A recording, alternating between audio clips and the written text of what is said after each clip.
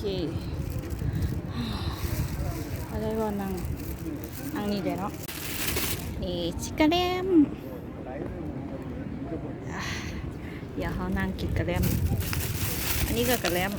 บางกี้ไปเอาตัวมันเป็นเปื่อยๆเขาว่าโอ้ยให้เทียนมาสั่น3 อย่างนั่งกินกันบรรยากาศอันนั้นเป็นแกลเลอรี่นี่ตึกกสิเมนอันนี้ก็คนกระยางประตูเป็นตู้กับพาลูกพาหลานมาเล็กน้อยมานั่งริม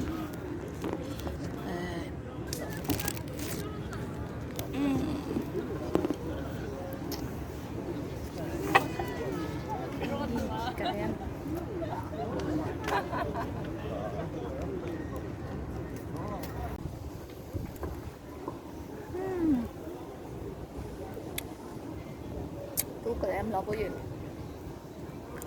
เปื่อยทำ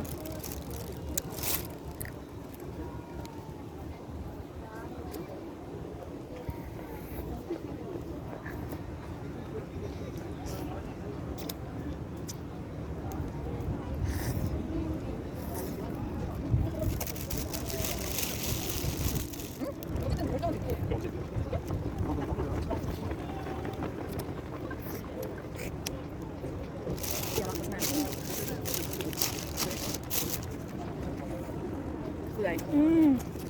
แลมโบเย็นนี่เป็นแลมเปื่อย